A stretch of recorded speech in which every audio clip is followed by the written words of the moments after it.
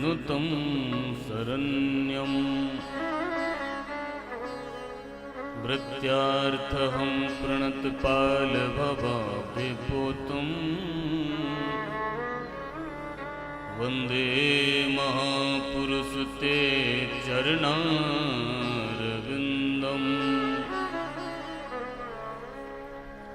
त्यक्त्वा सुदुस्त्यज सुरेप्सितराजलक्ष्मी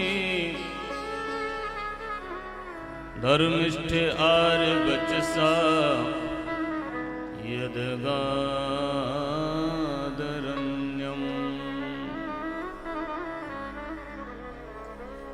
मायामृगं दयितैप्सितमन्यधावत्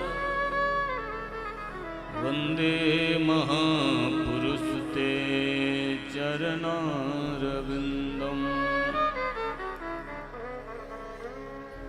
बंसी विभूषितकरानवनीरदाभा पीताम्बरादरुणबिम्बफलाधरोष्ठात् पूर्णेन्दुसुन्दरमुखादरविन्दनेत्रात् कृष्णात् परं किमपि तत्त्वमहं न जाने। जय जय श्री राधा रमण जय जय नवल किशोर जय गोपी चितचूर प्रभु जय जय माखन चोर। वज्रगात्रं विशालाक्षं धनुर्वानिवासनं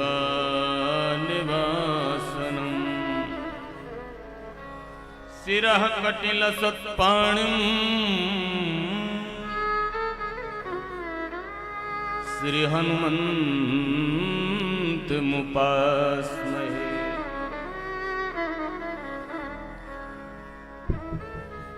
श्री व्यासदेव जी के पद कमल मैं बारंबार मनाऊं गुण गाऊं गोविंद के सुसारद हों सहाय सारद हों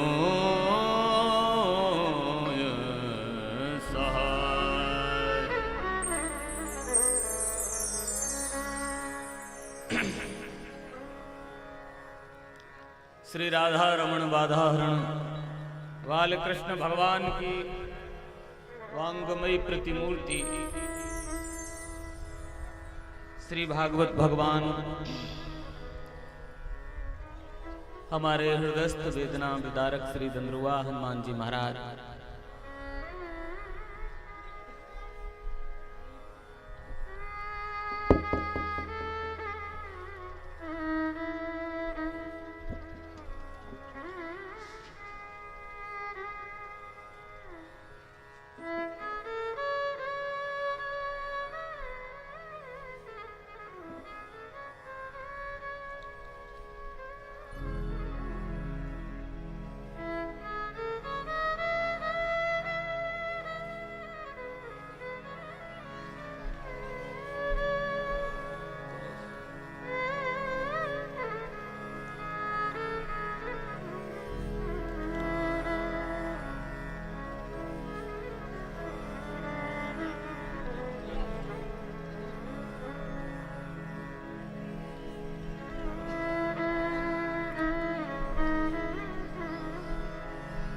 महापुरुषों की ये पावन तपस्थली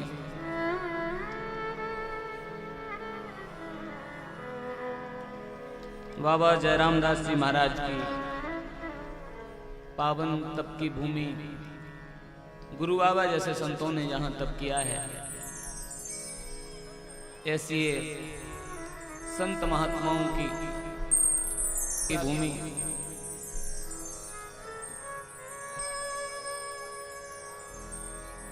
उसी में आयोजित गुरु बाबा की पुण्य स्मृति में उनकी वर्षी पर विशाल आध्यात्मिक सत्संग समारोह, जिसके अंतर्गत श्रीमद् भागवत सप्ताह ज्ञान यज्ञ के तृतीय दिवस के पावन प्रवाह में, जिनका परम सानिध्य इस आयोजन में हम सबको प्राप्त है, पूज्य गुरुदेव दंद्रुआ पीठाधीश्वर महाराज जी, पूज्य यज्ञाचार्य जी महाराज,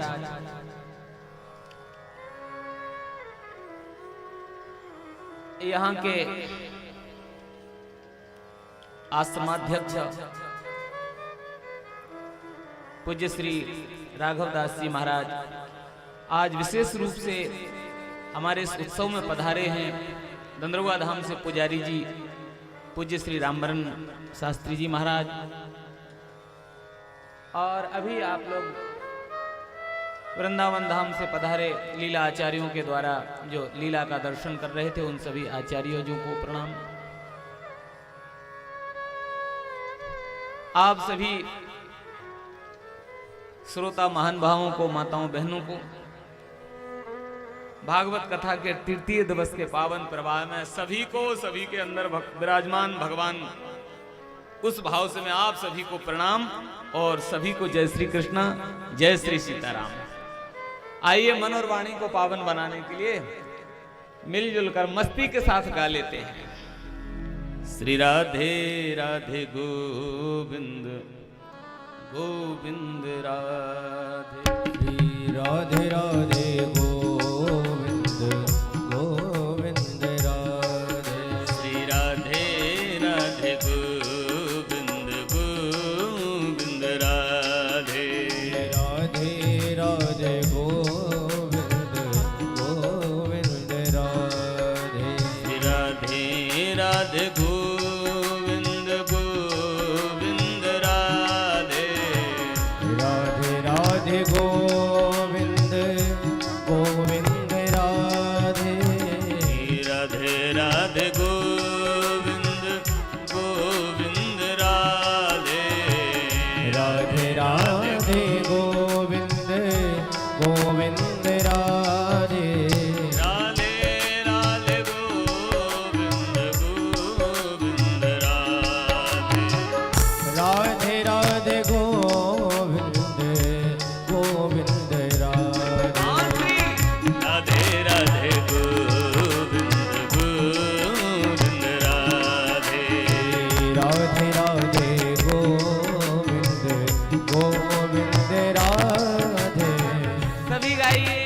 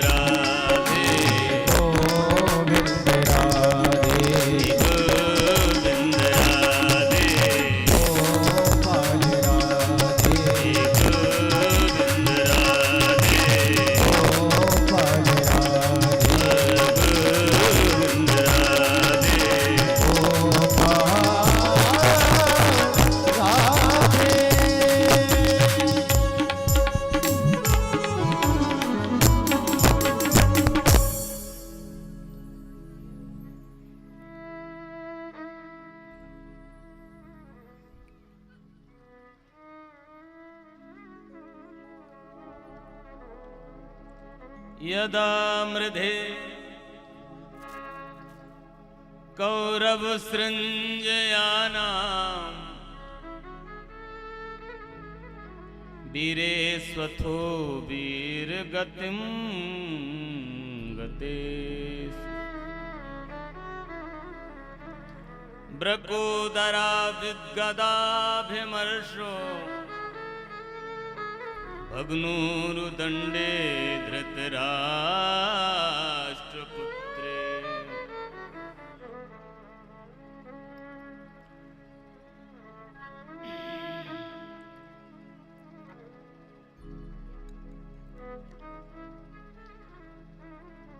संक्षिप्त में महाभारत की चर्चा भागवत जी में सुनाई है और इसी कथा में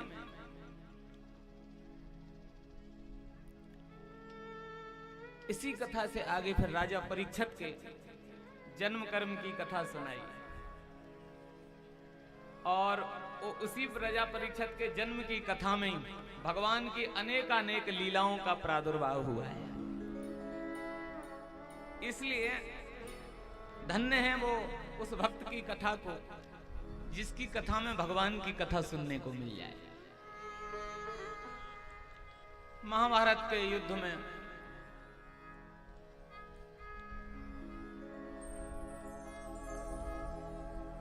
कौरव पांडवों के पक्ष के बहुत से वीर गति को प्राप्त हो गए थे। कौरवों का तो यह हाल हो गया था कि सारी सेना समाप्त, महाराज दुर्योधन बचे हैं, वो भी घायल अवस्था में हैं। कुरुक्षेत्र के मैदान में तमाम मृतवीर लाशें पड़ी हुई हैं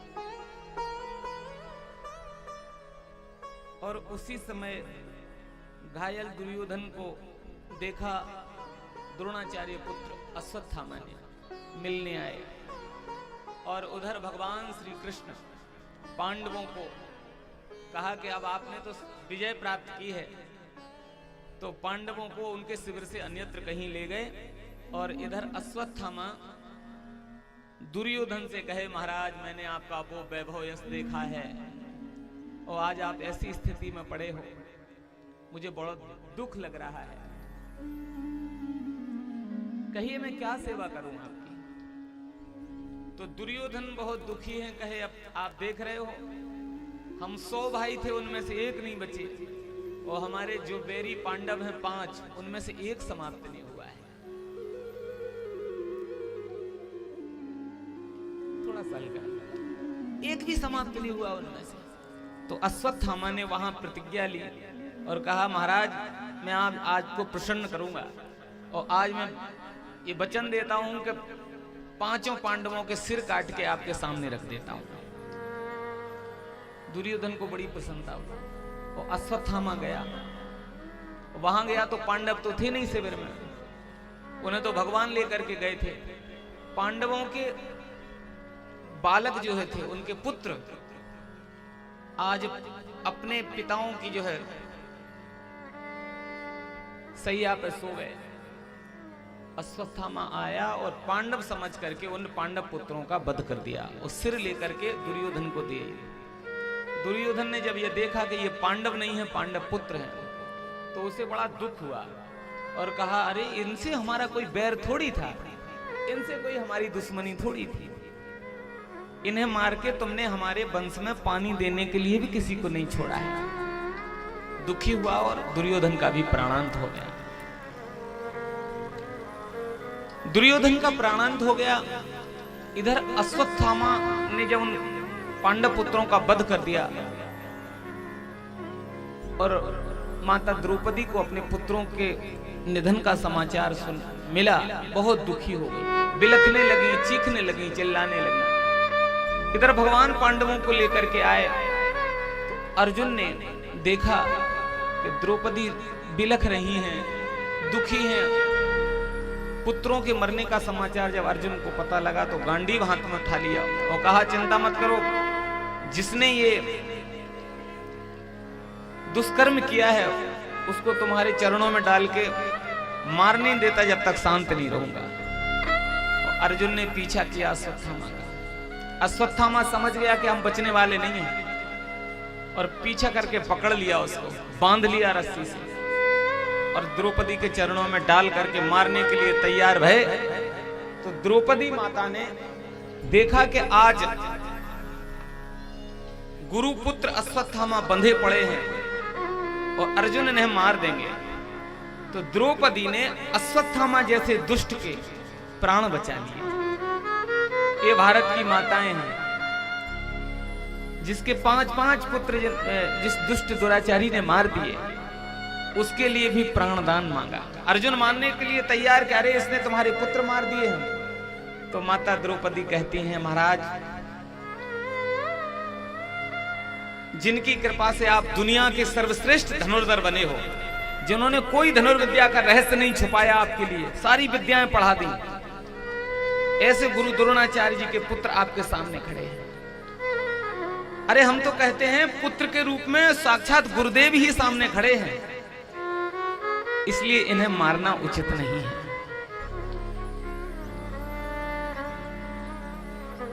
कितना दयालु भाव है द्रौपदी माता का।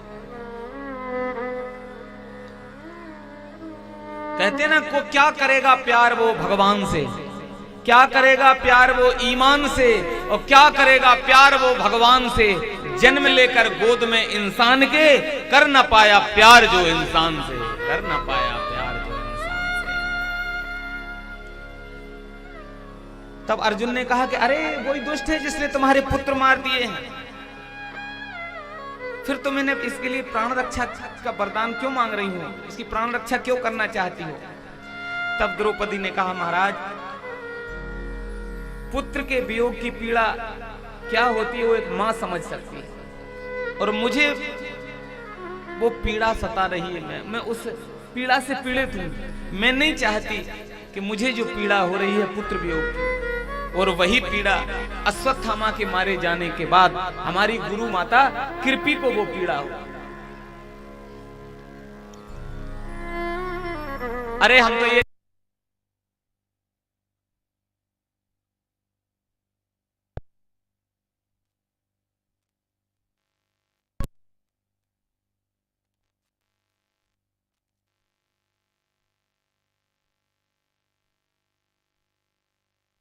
किन के सहारे रहेंगे, गुरु माता का क्या होगा। बड़ी दुखी हैं और उन्हें बड़ा दुख रहेगा इस बात का। तो धर्मराज युधिष्ठिर सुन रहे थे, उन्होंने कहा बात सही कह रही है, धर्मपत्नी है। अर्जुन कुछ शांत होते कि भीम ने गदा उठा ली कि नहीं महाराज आप छोड़ दोगे तो हम नहीं छोड़ेंगे इसको दुष्ट दुराचारी को। तब भगवान ने ऐसा एक उपाय बताया कि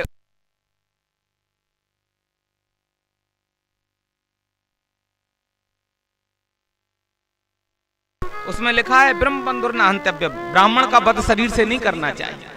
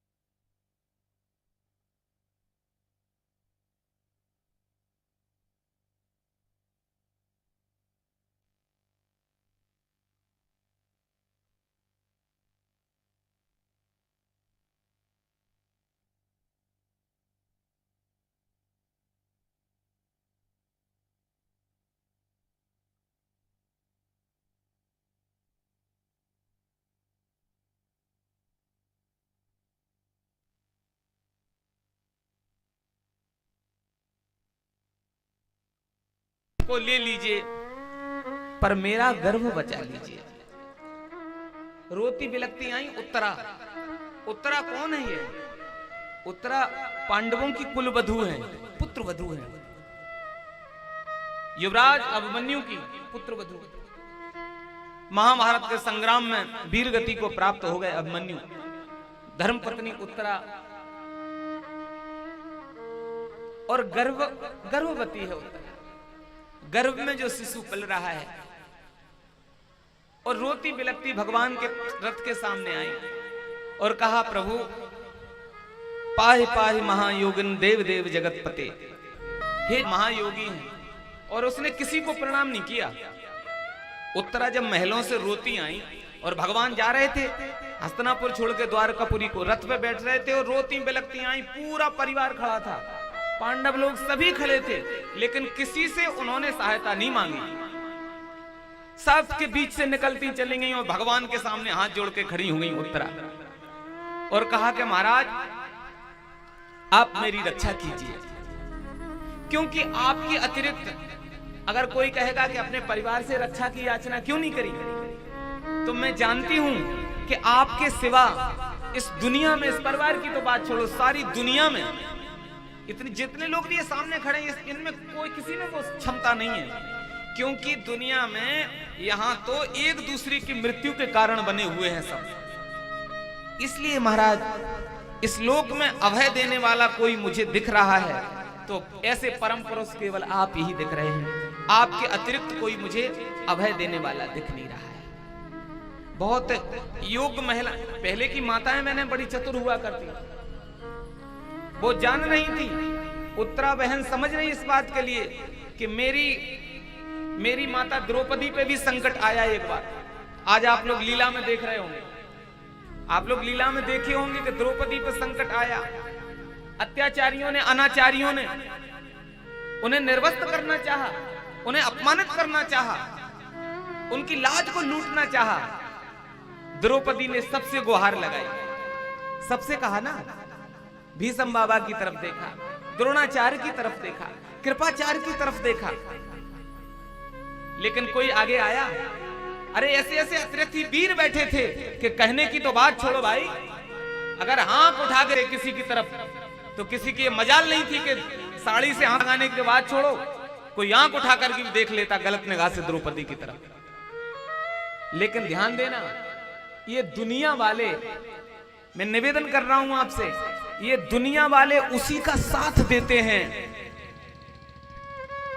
जिसकी तू तू बोल रही होती है समाज में, जिसका डंका बज रहा होता है, दुनिया भी उसी के साथ खड़ी हो जाती है।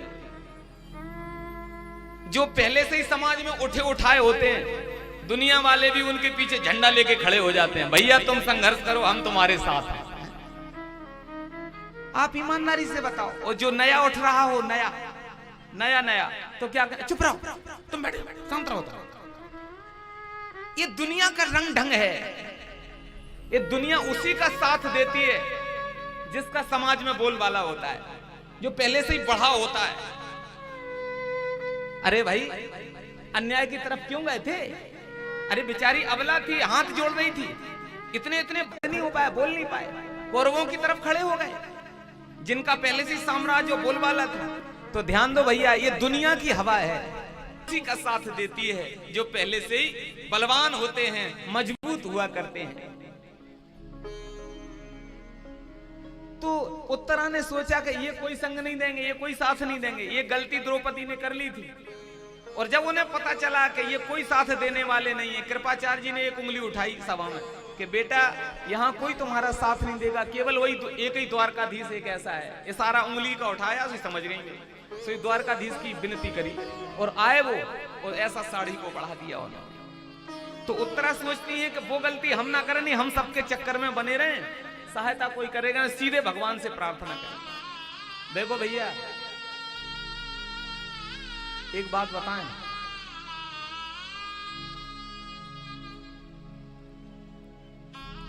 हमारे यहां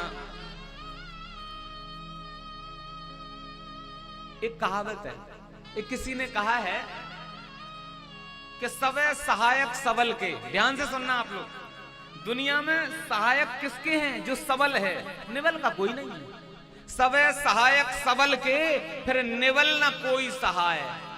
और आगे सुनना आप लोग, सवै सहायक सबल के, निवल ना कोई सहाय, और पवन बुझावत दीप को, ओ आगह देह बढ़ाए।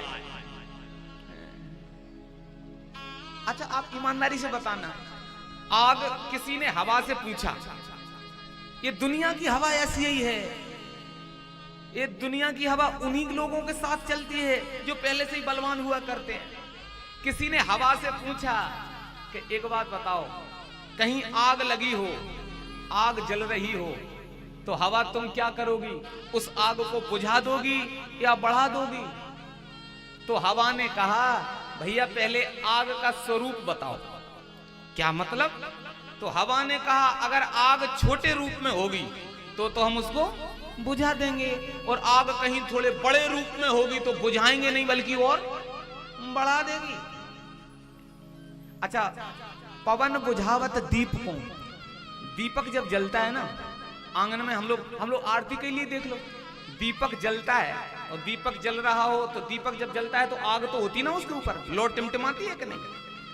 अब अच्छा आप ईमानदारी से बताओ, दीपक के ऊपर जो लो टिमटिमा रही है, आ गई तो है वो।